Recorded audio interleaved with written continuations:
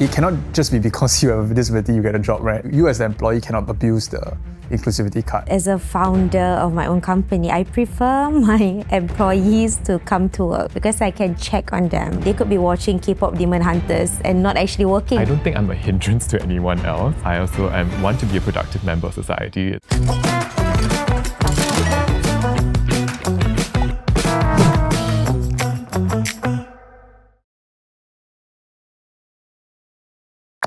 Hello and welcome to the very first episode of Bridging the Void, where Singaporeans from all walks of life come together to discuss polarising views openly and meaningfully. I'm Joie. And I'm Haresh, and today we are joined by three guests. Yay! Hi, my name is James. I'm a Team Singapore para-athlete and recently graduated from SMU Law. Hi everyone, I'm Liana. I am an author and the founder of Hayat Network Singapore. Hi everyone, I'm Opera Tang and I am a drag artist from Singapore. So James, maybe you can share with the viewers a bit more about what impairment you have? Yeah, so the reason I'm involved in para-athletics is because I have a visual impairment. And what that means is that I have issues seeing things past a close distance. Imagine someone who is very short-sighted but without their glasses, and maybe with certain situations being more difficult. So that can include transitioning from bright light to dim light areas with dim lighting, going through narrow pathways when there are a lot of things at the side or when it's a very crowded area. And you still manage to sprint. Oh. Yeah, somehow. It's very impressive. And Liana, maybe you can tell us a bit more about your network that you have founded. So Hayat Network is an agency that provides therapy and counseling services for individuals, couples and families. We have around almost 500 active cases at the moment. And what about yourself, Opera? What about me? I'm just a drag artist, I guess. I put it online and to make my community more visible, the LGBTQ community, the trans community. And yeah, we're just normal people trying to live our lives fabulously. And maybe you can tell us a bit more about what you have with you here. Oh yeah, most of my work, I take inspiration from like Singapore motifs, icons and stuff. And this is the Toa Payoh Dragon Playground. Wow, Yeah. wow. And you made it yourself. I made it myself. And a lot of the skills that I used to make costumes was taught by my grandmother. Your And Amma is iconic. Yeah, my Amma. Because she's on social media with you a lot, right? She's the celebrity and I'm just the sidekick. Oh. I mean, it's awesome that you all come from such varied backgrounds because, I mean, the world right now can seem very divided. And we are going to be talking about certain topics relating to that, real conversations. So in this episode, we'll be talking about our identity and what social cohesion looks like in a society that's built on diversity. Okay, but before we dive into it, let's begin with a little warm-up question, a bit of an icebreaker to get to know each other better. So if you could swap lives with anyone in Singapore, who would you swap lives with? I can start the ball rolling. Okay. There's a Singaporean guy by the name of Sean Bai. He's the chief of staff at Burnley Football Club, which is a Premier League club. Wow. Okay, since we're on that vein, right, I'm going to go with Sho Chu, CEO of TikTok. Senator, I'm Singaporean. You want to say that line, right? I feel like he handled that with so much grace. But if you swap lives with him, you will have to sit in that chair and answer that Senator, question. I'm Singaporean. Oh, okay. She's ready. Prime Minister Lawrence, I wanted to know what it's like in his shoes because we are always seeing him on stage, giving the amazing speech, always smiling, shaking hands. I wonder what it is to truly be him. Because I'm a sports person in Singapore, it would be maybe Joseph Schooling. Because you get to know what it felt like to be in all those situations and handle all the pressure. For me, I think I'm not very ambitious, but I'll just say my grandma because I'm actually very introverted and I like the quiet life, but she is not. She's super extroverted. When people see us out in public, she's the one like, hey, you want to take pictures and stuff? And I'm just like, okay, you do the thing. So I guess ice broken already lah. Right. Icebreaker, Oprah win lah. Oprah play grandma leh. Ayo. No, nothing. Actually, you play Prime Minister. That's another level. Are we keeping track of score? I want to change my... No, shut up, show. I mean, the point of that question was also to kind of, imagine what it would be like to walk a mile in someone else's shoes, which is kind of like what we're doing today. So maybe to kickstart, Liana, could we get your help to to turn the gachapon machine? Ooh. Ta-da! Okay, a spat between Chinese immigrants and Singaporean Indian neighbours over the smell of curry turns the community sour on immigrants. Wow. Jang, jang, jang. So this is the 2011 curry dispute. This incident happened 6 to 7 years prior to news going viral. But basically it involved a Chinese immigrant family complaining about curry smells from their Singaporean Indian neighbours. Mediation resulted in the Indian family agreeing to cook curry only when the Chinese family was absent. And this was a solution that was proposed by the families themselves. This outcome sparked public outrage, with many Singaporeans supporting the Indian family. Do any of you remember this? I roughly remember when this came out. I think these situations are very difficult because it's always balancing two people's rights. Right? So one will say, you should concede to me because I bought this space to live in and I should live in it the way that I want to. And then the others say, oh, but at the same time, I should be able to cook what I want to, right?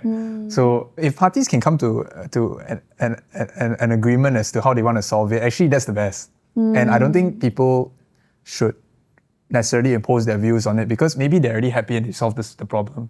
There's no need to dig up a problem that was already solved. I think curry is basic human rights. I'm sorry. I'm sorry. Curry is a way of life. Curry is basic humans, right? Different smells come from different things, not just curry alone. Yeah. Yeah, I mean steamed fish smells like every other beef smells. Yeah. So would you say did you find the end solution something unfair? I would want to know an update. I just felt like the family was compromising a bit of them. And is the other party happy with the giving in? And how do they know how absent the family is? And then they start cooking curry. They have to check. Yeah, they have to check. So it's a little form of compromise, I feel, on their side. So actually a development in that story was there was some ground up movement for Cook a Pot of Curry Day. So someone started this thing and I think like 60,000 people took part and they each cooked curry on a certain day. And I believe in this case also the Chinese family was invited to go try the curry by the Indian family. Oh, that's nice. But we don't know what happened. But do you all think that what made the situation a bit more tricky was that the Chinese family was an immigrant family? You think it'd be different if it was a local Chinese family? I think it would be less understandable if it's a local family because they grew up here, they will understand our values, our diversity in Singapore, right? Yeah. But I think I would empathize with the immigrant family because maybe there's something new and then just trying to solve the problem that they think that they're facing that they may not be exposed to in their own home country. I do feel also though you chose to move to Singapore where we are multicultural. You chose to live in public housing. So then this is just part of the culture you have to assimilate to if you decide to move here. You can close your door, you can shut your windows, like put an air purifier or a candle on, and chances are it will help to make the smell less strong for you. You think if people provide the context first, it will make it easier for people to feel empathetic? In my case, it did. In my case, there was another neighbor that loves to do the lion dance. Oh wow. That's a lot of noise. That's a lot of noise. That's a different kind of noise. But instead, all the children were anticipating. It was nice. Like we get to know the culture of each family because we were presented with the context first. But especially with like cultural things, I don't think we need to explain. Like if an Indian family moves in, I don't expect them to tell me like, hey, it's part of our culture to ring the bell when we pray every morning and at night. But then when it comes to immigrant families moving in, do you guys think that it is important to explain? I think what everyone is talking about, like the concept is communication, right? So probably it's this idea of communication when practical. So if it seems like you can do it, just go and do it. All right, shall we spin the next capsule? Oprah, would you like to do the honors? I would love to. I am the Van der White of this show. Oh, I love that. NUS implements 5-day work from office policy for all university staff. So as of 1st October 2025, all full-time staff at NUS are required to be in the office 5 days a week. So there was understandably pushback, not only from the staff, but from netizens, from the population itself, because NUS themselves had published studies on the benefits of work from home. So that's why the reaction was a bit polarising. So whether or not you knew of the incident that when it happened, what do you all think of this policy? I think it's contradictory if you publish a paper or publish a few studies that name the benefits of working from home and then backtrack on that with your policy, which is weird. You know, we talk about diversity, we talk about making it inclusive for everyone. There are differences in terms of resources available at home for people of certain demographics. Do you think that is talked about enough about how certain groups can get left behind? Sometimes at home, I mean, if you assume that it is a conducive environment at home, no one else is working at home, that you don't have retired parents who have the TV blasting, or that there are babies and kids at home that make it a very, difficult space to work in. You might have a spouse that is taking a call at the same time. Then now you have to juggle like 2 meetings. There are quite a few factors I feel that you have to consider with work from home. As a founder of my own company, I prefer my employees to come to work because I can check on them.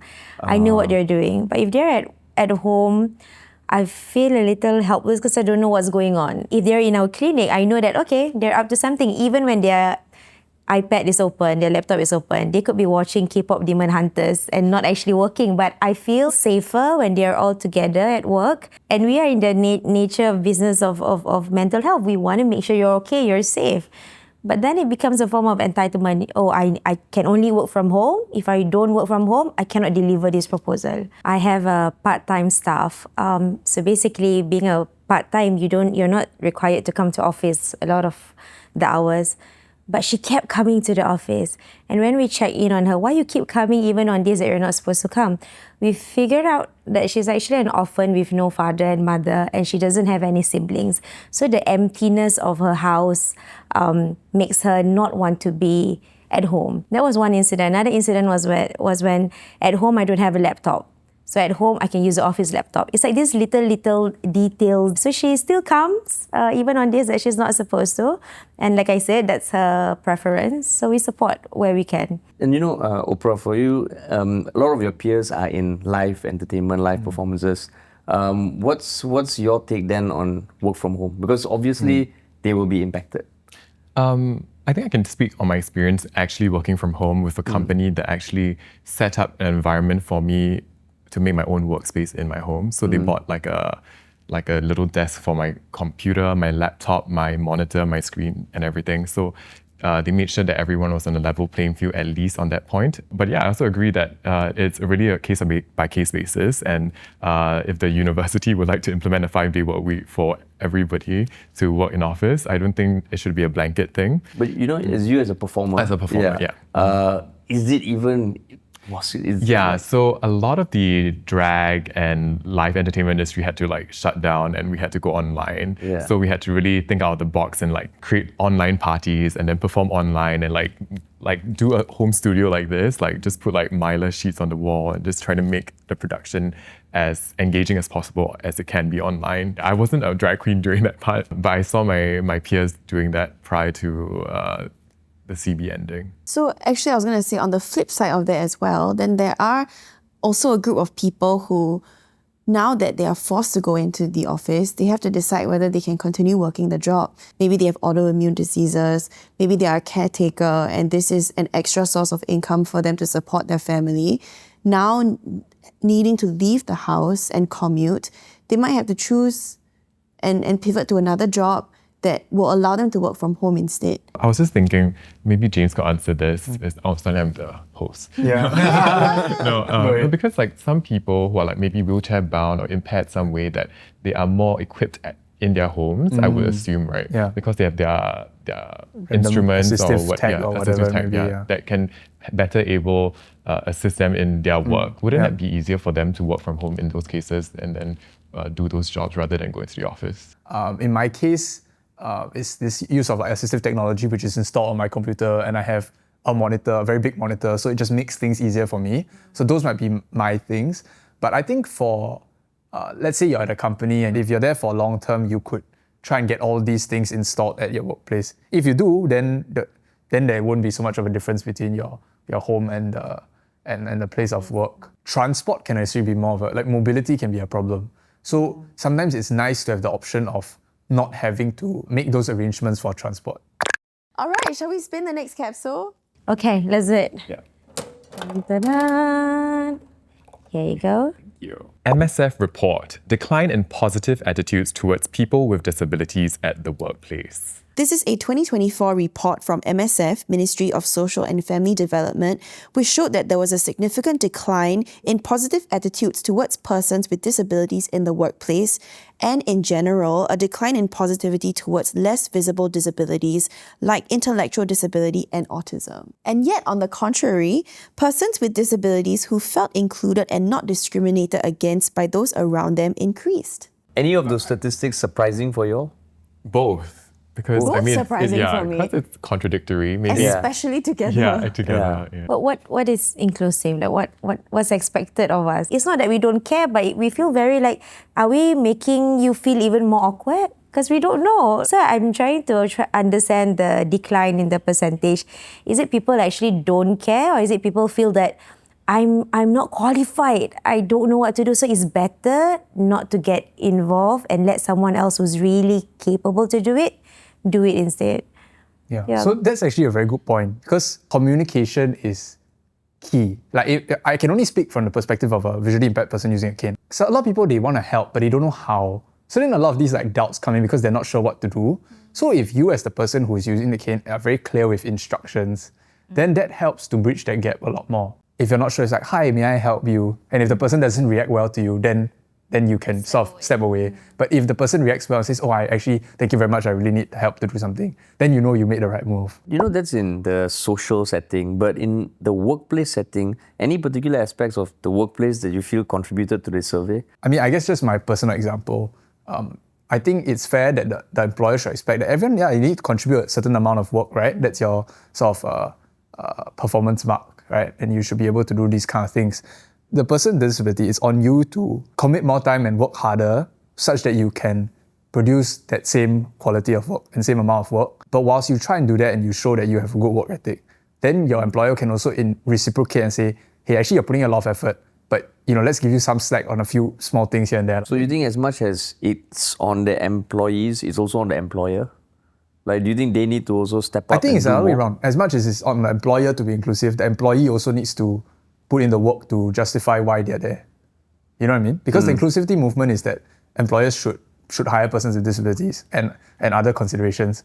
But it cannot just be because you have a disability you get a job, right? You as the employee cannot abuse the inclusivity card. My office, we received a very, I would say, disrespectful email. It's not a text message, it's not WhatsApp, it's an email, an official email from the official person with the status and everything coming into our work email. I was not happy with the content of the email because I just felt that there was something going on. They shouldn't be sending this email. Somebody should have checked it first. So I called the office, wanted to know what's going on. The reason that was given was, oh, you do know that she has intellectual disability. So I didn't know how to respond. Am I supposed to pardon the email? Am I supposed to be extra forgiving? Because now I didn't know. If I didn't make that call, if I was not friends with the supervisor, I wouldn't know that this person who sent to the email is actually intellectually disabled. So I tried to immediately have to switch my vibe. I'm like, oh, I didn't know. Okay, how is she? I had to pacify my frustration. But now I'm in the position of like, I know this additional information. What am I supposed to do? In future email, when she is the one sending us the email, do we have to have extra empathy with it? Or should that person refer to another person who's able to send a less disrespectful email? You could argue that the employer maybe not delegate that role to her. Yeah, but then their policy is they want to put her in the position of gaining her that self-confidence to talk and interact with people. Yeah, so it comes from a very sincere intention, and she sends email because she's not good with calls. She cannot receive calls. So it's like, okay, so it's more compromise, I feel, on our side. There's a certain line, I feel, and there needs to be training involved. But I think the important thing when we deal with things like that is empathy. To say, I understand why she's given this role, but maybe she's not ready for it yet. I do think that we are a bit afraid to say no because we don't want to seem like we have a vendetta against people with disabilities, and I don't want you in the workplace. It's not that, it's maybe you're not ready for it yet, and it could cause detrimental effects to the company that cannot be reversed. If you ruin a relationship with a potential client, for example, That's something you can't really take back. And as a supervisor, the onus is on you to ensure that your employee, disabled or not, is ready for the tasks that are given, right? Yeah, so that's why I think it comes back to what I said earlier, right, about both sides having to take some form of responsibility. But I think this is where also an important distinction is between physical impairments and mental and mental impairments. Because I would say the broad umbrella of physical covers visual, and then let's say persons on wheelchairs, persons with cerebral palsy, this kind. Generally, persons in this category still operate in a similar understanding of society in terms of like social norms, etc. All these disabilities can be overcome. I guess there's more technology, there's more infrastructure to support these. But I think the really controversial one comes with the persons with mental impairments.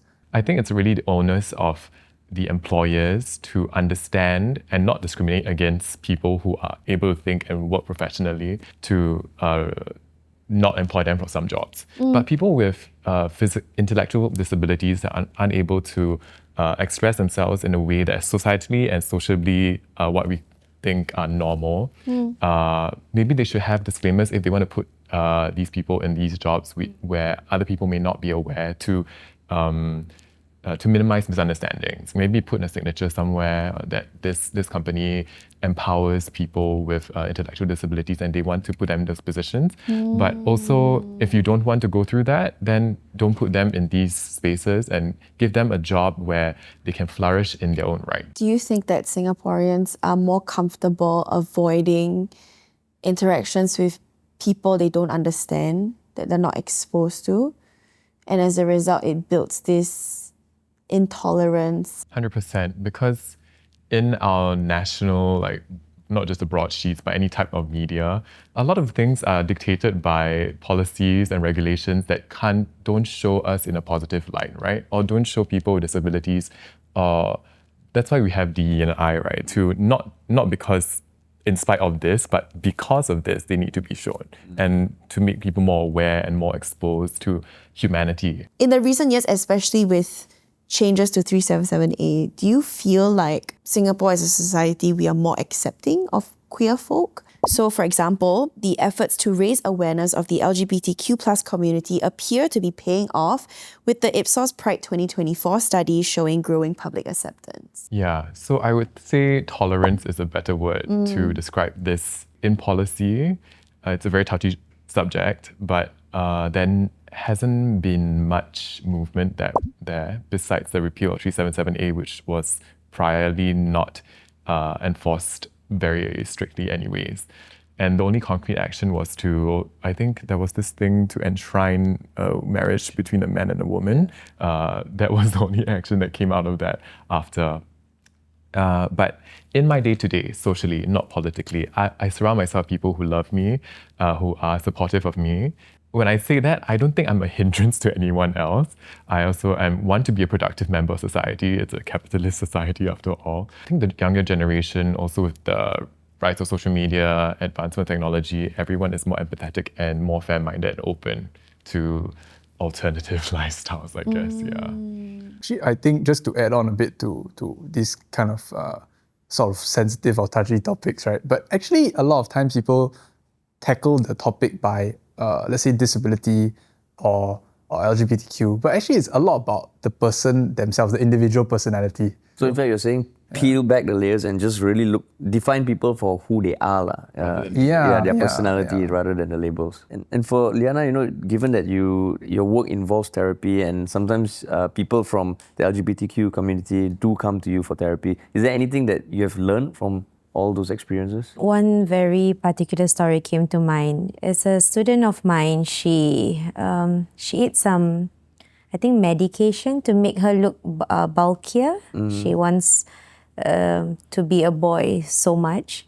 But then she's also struggling with wanting to find her place in the religion. So she came to my clinic and she said, it was my first time stepping into a mosque. And the auntie chased me away to ask to go to the men's section. But I'm actually a woman, right? And I just want a place to prostrate. I just want to feel safe. And I feel safer in the women chamber than in the men's chamber. But this one particular auntie, she was like, "You don't belong here. Go to the men's chamber. You're making me uncomfortable." She didn't continue praying. She hung back her prayer garment. She left and she just felt even more lost. So I try to put myself in her shoe. I feel it's the loneliness that she's going through. So I requested to accompany her in her future mosque visit. Surprisingly, there were many other aunties who were actually smiling and were actually offering, "Hey, here, take this prayer garment. Why don't you pray next to me?" So like what James saying is about, there are enough nice people in Singapore that can make them feel safe, supported, not worsen the loneliness. Thank you so much for sharing all your anecdotes. I think it's been pretty heavy topics today. What does today's conversation make you think about our identity? Our community is extremely diverse. It's a complex issue with many layers. I think Singapore has definitely a long way to go, but I'm very happy to be a Singaporean. I think Singapore is a salad bowl of identities, and we all contribute a different ingredient, a different flavor to it. And at the end of the day, we're all human, we're all Singaporean. I think also we tend to forget that community is a makeup of people that you don't like also. It's not productive and we will not grow as a society if we just all agree with each other. Identity, it's more than just a one-liner label. It's like an entire essay. What did you just do? I just did Just dabbed. Oh my god. That's the most millennial thing. That's the most The Gen Z is laughing at you. identity. Oh my god, Liana, that's so 2010s. Yeah. You get it. And to everyone watching, we will see you on the next episode. Oh, how do you do this, Oprah? Wow, You're wow. doing This it. is an art.